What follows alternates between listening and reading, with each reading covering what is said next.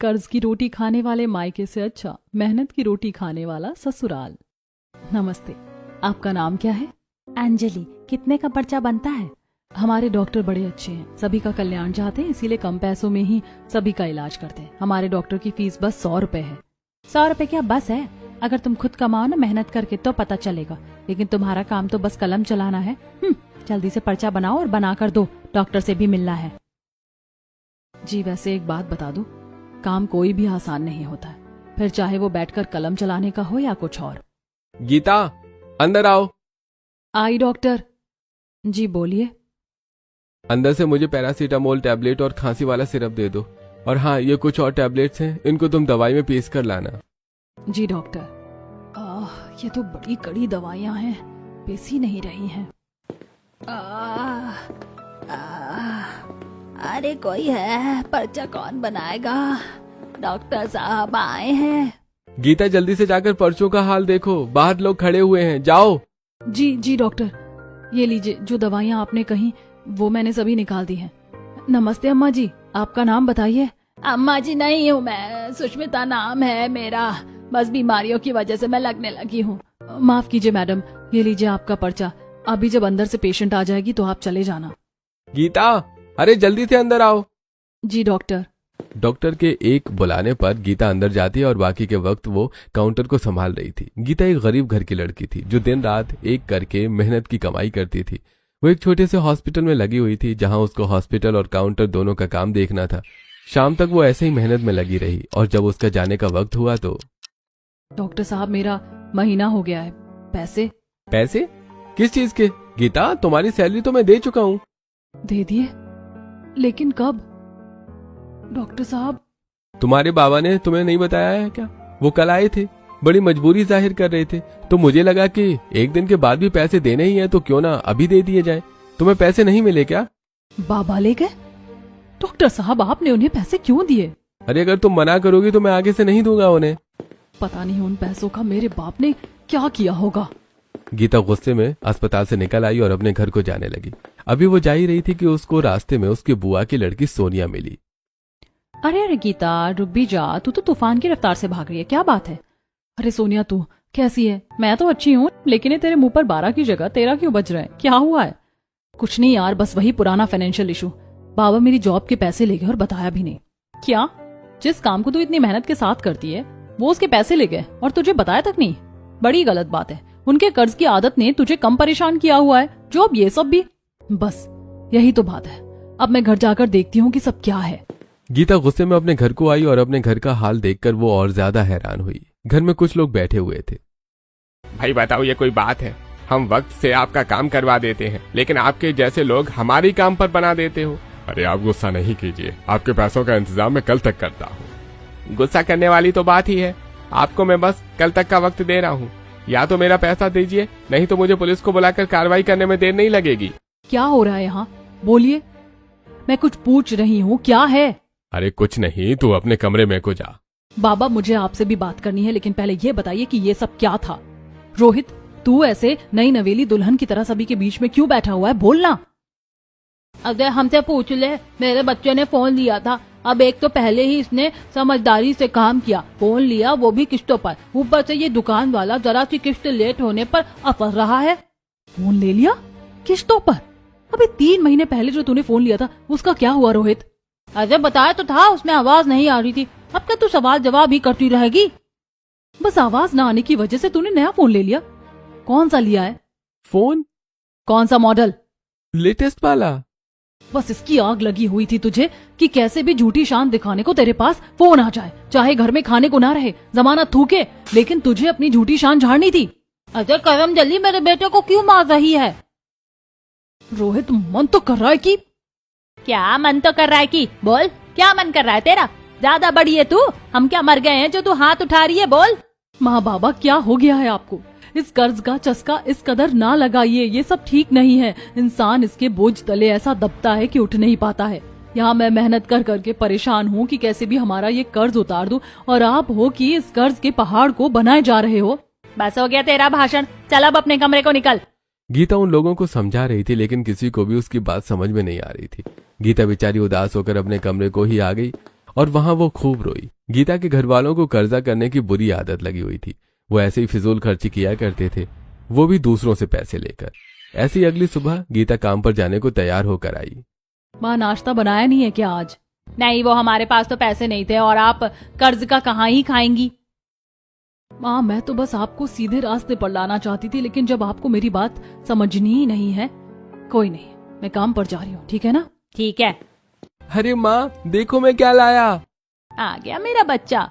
तू शॉपिंग करके आ रहा है, लेकिन घर में तो नाश्ते के भी पैसे नहीं थे, तो फिर? तुमसे मतलब? इन कपड़ों को पहनकर जब तू अपने दोस्तों के बीच में जाएगा ना, तो तू सबसे ज्यादा अच्छा लगेगा। गीता को यह सब देखकर बड़ा दुख हुआ, लेकिन बस वो सांस दबाकर अपने काम पर आ गई। गीता ने शाम तक काम किया और वो घर आने के बजाय एक गार्डन में चली गई। क्या करूं? हेलो सोनिया, कहाँ है तू? अगर फ्री है तो गार्डन में आ जा। ठीक है। हाँ बहना, कैसे बुलाया? बस मेरा दिमाग कुछ परेशान हो रहा है इसलिए बुलाया। यार घर के हालात नाजुक चल रहे हैं, माँ बाबा और अब तो मेरा वो गधा भाई बिल्कुल बाबा के नक्शे कदम पर है। बेवजह पैसे उठाना वगैरह वगैरह। मुझे कुछ और भी काम करना है ताकि मैं इस कर्ज के पहाड़ को उतार पाऊं। तू तो पहले ही कितनी ज्यादा मेहनत कर रही है, और कितनी मेहनत करेगी तू? नहीं मैं कर लूंगी। अगर तेरे पास कोई भी काम हो जैसे सिलाई कढ़ाई बुनाई तुरपाई, तो प्लीज मुझे भी बताना। देख यार, मेरे पास तो काम है नहीं, मेरा खुद का दिमाग खराब है, लेकिन यहाँ एक पार्लर है जहाँ काम करने वाली की जरूरत है। वहाँ ज्यादा देर का नहीं, 3-4 घंटे का काम है। ऐसा है तो ठीक है, मैं कर लूंगी। चल तू मुझे वहाँ ले चलना। अच्छा बाबा ठीक है, चल आजा, मैं ले जाती हूँ तुझे वहाँ। सोनिया गीता को एक ब्यूटी पार्लर में ले गई जहां सफाई करने वाली की जरूरत थी। गीता ने वहां काम करने को हामी भर दी और तुम्हें इसी वक्त आना है क्योंकि पार्लर शाम को ही खोलती हूँ, तो तुम अगर चाहो तो आज से ही काम पर लग सकती हो। जी जी, मैं अभी से लग रही हूँ काम पर। अभी से ही लग जाएगी क्या? तूने क्या घर में बताया है? मामा मामी परेशान हुए तो? उन लोगों को मैं बाद में बता दूंगी। तो ठीक है, तुम जल्दी से काम करना शुरू करो। देखो यहाँ से झाड़ू से साफ करके ना तुम वहाँ से पोछा भी लगाना। जी करती हूँ। एक तरफ गीता अपने परिवार के लिए ही काम में लगी पड़ी थी, तो वहीं दूसरी तरफ काव्या, कहाँ है मेरी बच्ची? ममता, माँ सभी देखो मैं क्या लाया हूँ। 500 वाले सभी के लिए एक एक पिज्जा, आओ खाएंगे। क्या कहा? पिज्जा? सभी का एक एक? चलिए आज तो खाने में कुछ ठीक ठाक मिलेगा। सही कहा, अंदर चलो। लानत है ऐसे लोगों पर तो। इन जैसे लोगों को तो कहीं डूब मरना चाहिए। दूसरों की मेहनत की कमाई खाते हैं और उनके पैसे चुकाने का इन्हें होश नहीं रहता है। मुझसे ही 2000 लिए हुए हैं। कोई मिल जाए बाहर, ऐसा तकादा ठोकूंगी ना कि उधार खाने की आदत ही छूट जाएगी। पिज्जा लाया है मेरा बच्चा, लेकिन इसके पैसे कहाँ से आए तेरे पास? अरे माँ, अपने बेटे को क्या यूं ही समझा हुआ है? अरे सभी लोगों से अच्छी बनाकर चलता हूँ मैं। ये सामने वाला जग्गा है ना, ये बोल रहा था कि तेरे बस की नहीं है पिज्जा खरीदना। बस मुझे गुस्सा आ गया और मैंने आहिस्ता से पिज्जा वाले को बोला कि एक साथ कई पिज्जा लेकर जाऊंगा, लेकिन पैसे बाद में दूंगा। वो भी राजी हो गया और मैं उधार ले आया। हाय मेरा बच्चा कितना समझदार है, सच में ऐसा दिमाग भगवान सभी को दे। चलो खाते हैं। ये गीता कहाँ है? अभी आई नहीं है। अरे बाबा जाने दो ना दीदी को, वैसे भी अगर वो होती तो अभी हम पिज्जा नहीं भाषण खा रहे होते। सही कहा, वो सच्चाई की मूरत तो हमें बातें सुना देती और उसकी बकवास सुनने का मेरा मन नहीं था, इसीलिए उसका ना ही होना अच्छा है। आ जाएगी जब आएगी काम पर से। घर वालों को कमाने वाली बेटी बुरी लगती थी। सभी ने वो स्पेशल वॉल्केनो पिज्जा खाया, जिसके बाद ममता और बाकी घर वालों ने उसके डब्बों को घर के बाहर फेंक दिया। कुछ देर के बाद रात को गीता घर आने लगी। घर पर तो मैं फोन भी नहीं कर पाई, पता नहीं माँ बाबा कहीं चिंता ना कर रहे हो। कहाँ जा रही है ठुमक ठुमक के? बोलिए सुषमा काकी। तेरी माँ ने बड़े मगरमच्छ के आंसू निकाल निकाल कर मुझसे पैसे लिए थे 2000 रुपए, और अब नजर भी नहीं मिलाती औरत। उनको कोई होश ही नहीं है कि लेने के बाद उधार चुकाना भी पड़ता। बता मैं क्या? सुषमा काकी माफ कर दीजिए, मैं आपके पैसे दे दूंगी। दिखावे में तो तुम्हारा परिवार सभी से आगे है भिखमंगो। अभी 10 रुपए लेने चले जाओ तो माथे का पसीना पैरों में होगा। इन आदतों को बदल लो, नहीं तो हर जगह से ना मुंह की खा कर आओगे। मुझे नहीं पता था कि माँ ने आपसे पैसे लिए, नहीं तो मैं इतना वक्त कभी नहीं लगने देती। आपको आपके पैसे मिल जाएंगे, बस थोड़ा वक्त दीजिए। गीता बेचारी उदास और शर्मिंदा होते हुए आ गई। उसका मन पूरी तरह से बुझ गया था। अभी वो घर के बाहर ही पहुंची थी कि पिज्जा के डिब्बे? ये तो वही पिज्जा है जो पार्लर की तरफ बिक रहा था, लेकिन ये तो काफी महंगा था। क्या ये मेरे घर वालों ने खाया है? पिज्जा खाने के बाद ये कोक पीने का तो अलग ही मजा है। वाह वाह। अच्छा है कि वो गीता घर में नहीं है, नहीं तो पूरा मजा मिट्टी में मिल जाता। तू भी किसका नाम ले रहा है रोहित? अच्छे खासे मूड में आग लगा रहा है, उसको याद मत करो। इतनी बुरी लगती है माँ मेरी बातें? बोलिए। हाँ तू आ गई? हाँ, आ गई और सुन भी लिया सभी कुछ। माँ, मुझसे इतनी नफरत क्यों? मैं तो बस आपके ही बारे में सोचते हुए इस कर्ज से बचने को बोलती हूँ ना। अरे रोती शक्ल तेरे ये मगरमच्छ के आंसू देखने के लिए नहीं बैठे हुए हैं यहाँ। क्या जब देखो मेढकी जैसा मुंह बनाती रहती है। जा कमरे में को जा और चल, और ये ऐसा बुरा मुंह बनाकर नहीं दिखाना। आप लोगों का कर्ज उतारने को मैंने और काम बढ़ा दिया, लेकिन आप लोग कुछ समझें जब ना। आपको तो मैं बुरी ही लगती हूँ। मेरे तो मरने का इंतजार करते होंगे आप लोग।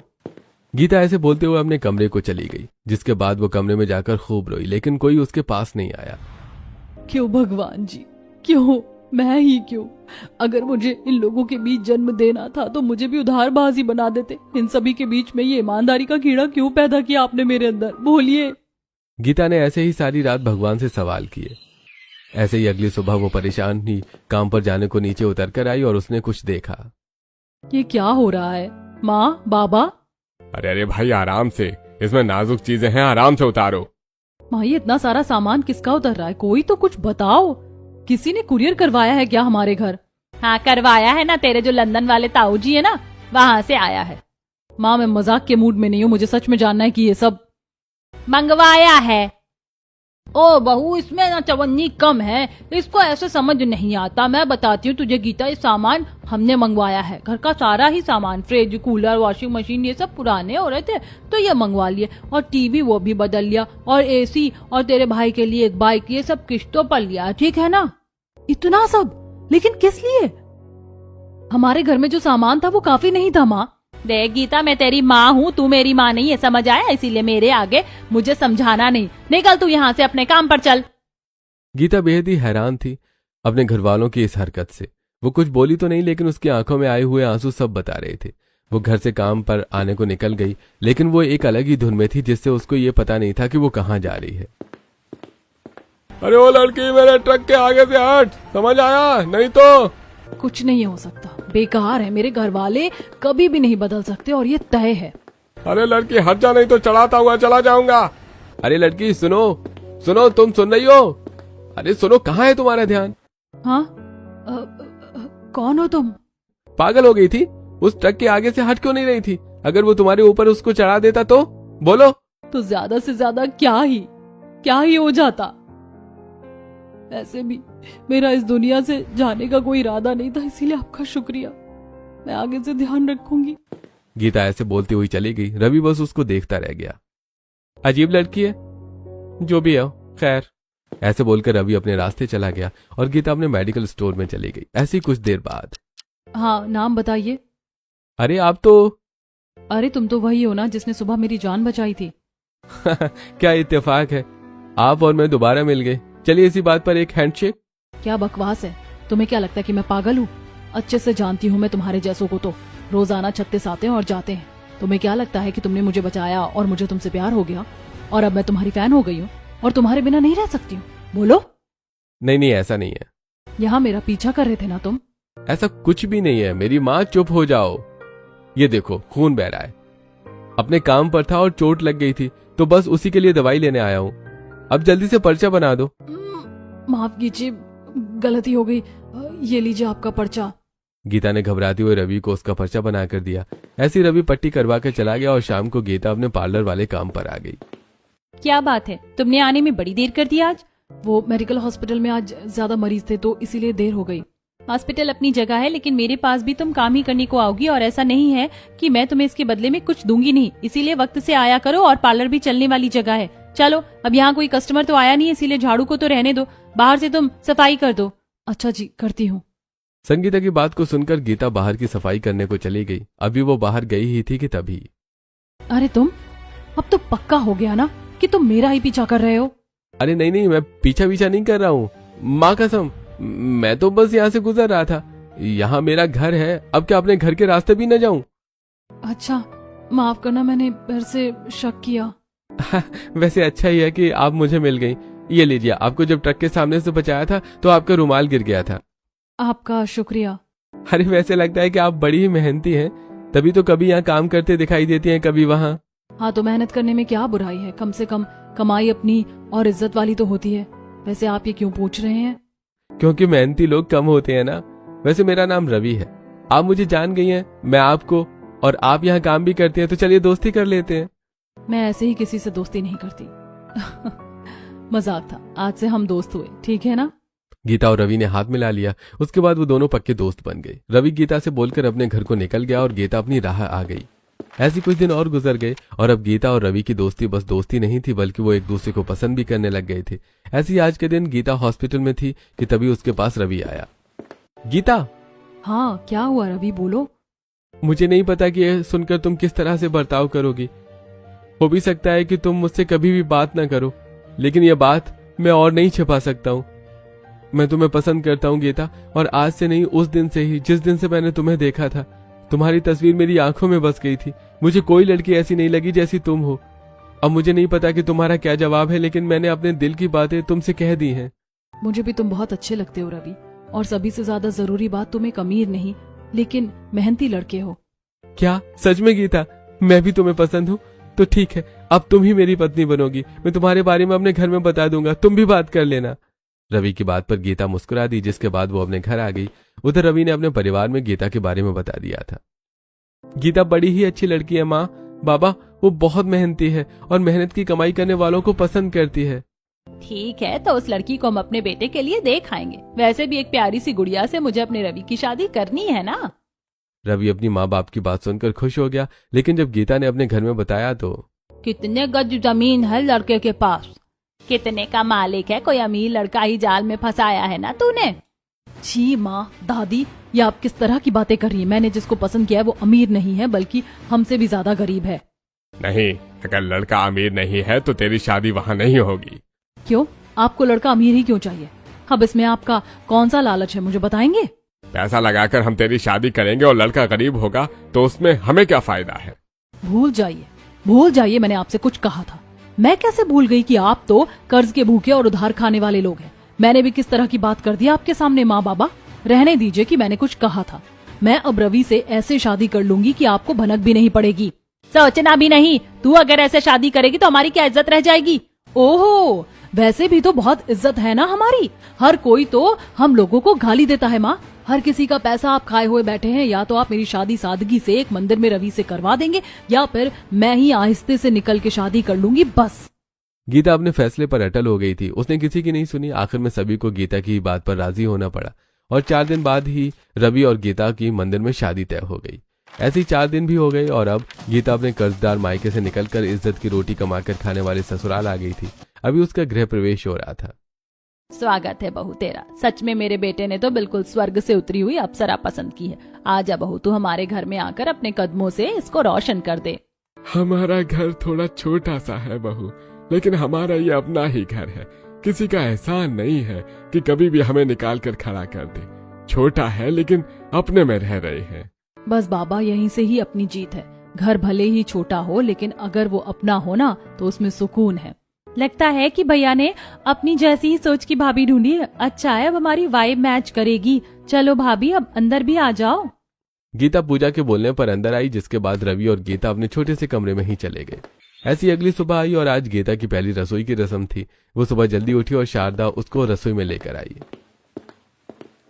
आज तेरी पहली रसोई की रस्म है बहू। देख, जितना मुझसे और तेरे बाबा से हो पाया हमने कर दिया। बच्चे, ये जरा से चावल है और सूजी है, तो तू इसी से दाल चावल और सूजी का हलवा बना देना। जी। क्या देख रही बहू? यही सोच रही है क्या कि कितने कंजूस है तेरे ससुराल वाले? तेरी पहली रसोई के लिए राशन भी नहीं लेकर आए। नहीं माँ जी, ये नहीं सोच रही हूँ। ये सोच रही हूँ कि आज भी इतने समझदार लोग हैं दुनिया में जो दिखावे से ज्यादा अपने घर का हिसाब देखते हैं। भाभी, अपने घर का हिसाब तो हर एक चीज से पहले होता है ना। अगर हम ही हिसाब से नहीं चलेंगे तो कैसे होगा? पता है, बाबा का कहना है कि भले ही एक रोटी कम खा लो और एक कपड़ा कम बना लो, लेकिन कभी किसी से उधार लेकर कर्ज ना करो, क्योंकि ये एक बुरी आदत है और जिसको लग जाए ना, छुटाए नहीं छूटती। बड़ी अच्छी सीख दी है बाबा ने। सच में ये बात एकदम सच है। अब आप देखिए, मैं आपको कितने स्वादिष्ट चावल और हलवा बनाकर खिलाऊंगी। गीता ने बड़े ही दिल से हलवा और चावल बनाई। कहने को तो वो बस दाल चावल थे, लेकिन पूरे घर में उनकी खुशबू फैल गई और सभी ने उन्हें बड़े ही शौक से खाया। बहू, लग ही नहीं रहा है कि तेरे हाथों का खाना है। तेरी सास भी बिल्कुल ऐसे ही बनाती है। तूने तो अपनी सास की तरह ही खाना बनाया है। सच में बड़ा ही अच्छा है। इससे अच्छी तारीफ और क्या होगी? बाबा, आपने तो मेरा दिल खुश ही कर दिया है। हाय, ओ बाबा, आपने तो मेरे मुंह की बात छीन ली। मैं गीता को खुश करता ये बोलकर कि माँ के जैसा खाना बनाया है, लेकिन आपने ये पहले बोल दिया। तो आप भी बोल दीजिए, क्या भाभी आपको मार देंगी? पूजा की बात को सुनकर सभी हंसने लगे। यह पहली बार था जब गीता ने सच्ची खुशी को अपने आसपास महसूस किया था। सभी के खाना खाने के बाद गीता ने खाने के बर्तनों को समेटा और रुक जा बहू, ये बचा हुआ खाना ऐसे ही धोना नहीं। लेकिन माँ जी, खाना कहाँ बचा है? ये तो बस प्लेट्स पर लगे हुए थोड़े से चावल है। हाँ, यही माना बहू कि ये थोड़े से हैं, लेकिन हमें अन्न का अपमान नहीं सम्मान करना चाहिए, क्योंकि अगर हम इसका सम्मान नहीं करेंगे तो ये हमारा नहीं करेगा। मैं ऐसे चिड़िया को दे दूंगी। शारदा की बात को सुनकर गीता बस हल्की सी मुस्कुराई, जिसके बाद वो सफाई करने को लग गई।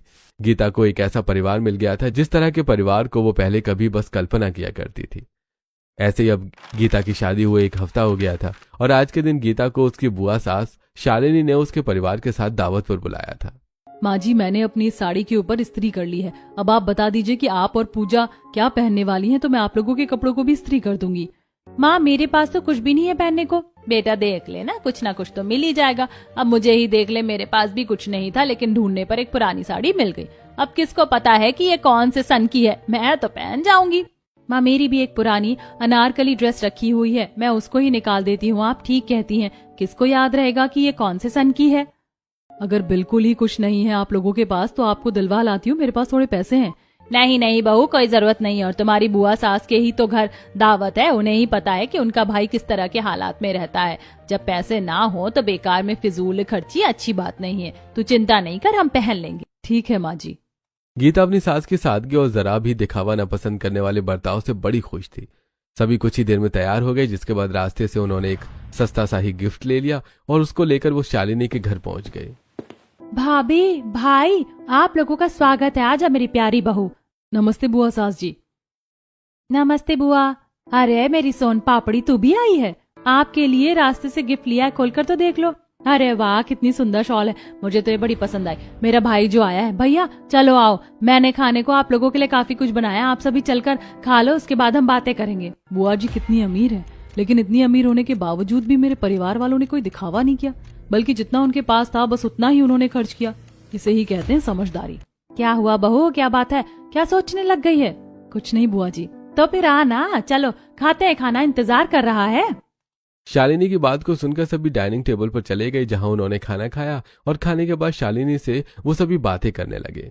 बुआ, आपसे मिलकर बड़ा ही अच्छा लगा। याद भी नहीं है मुझे कि हम आज से पहले कब मिले थे। अपनी बुआ से ही? कोई बात नहीं है बहू, मैं ही मना करती हूँ। इन लोगों से मेरा घर दूर है, किसी तरह आते हैं ऑटो सोटो करके। इससे अच्छा है कि मैं ही अपने मायके चली जाऊँ।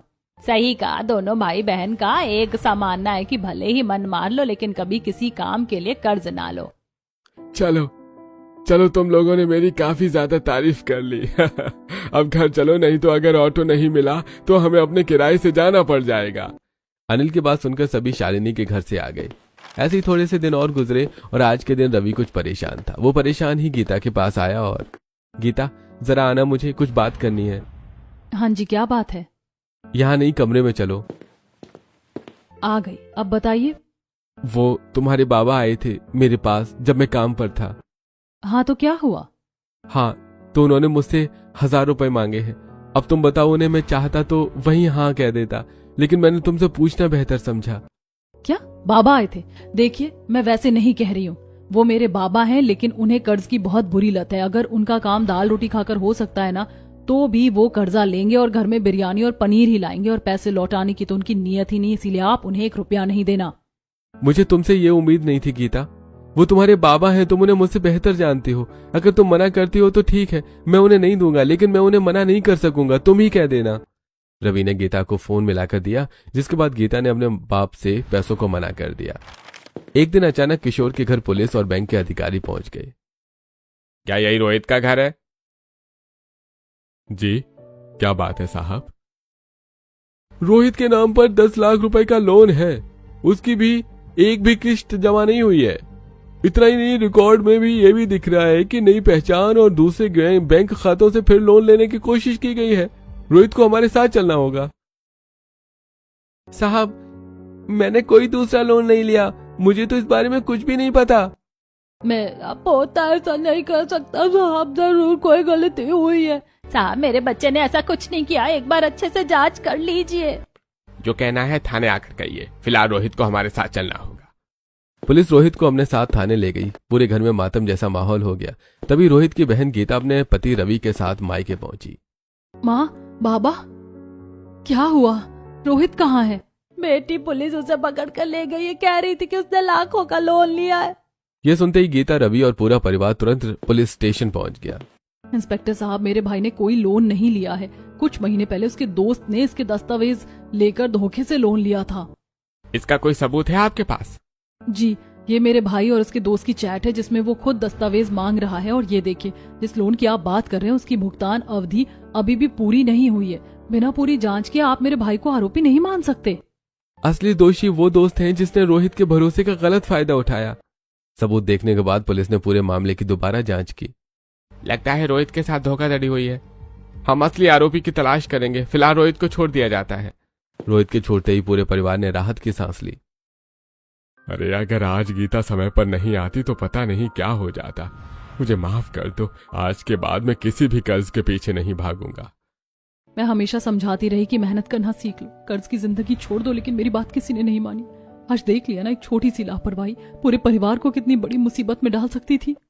इतना कहकर गीता अपने पति के साथ अपने ससुराल चली जाती है और सभी मायके वाले पछतावे में बैठे रह जाते हैं।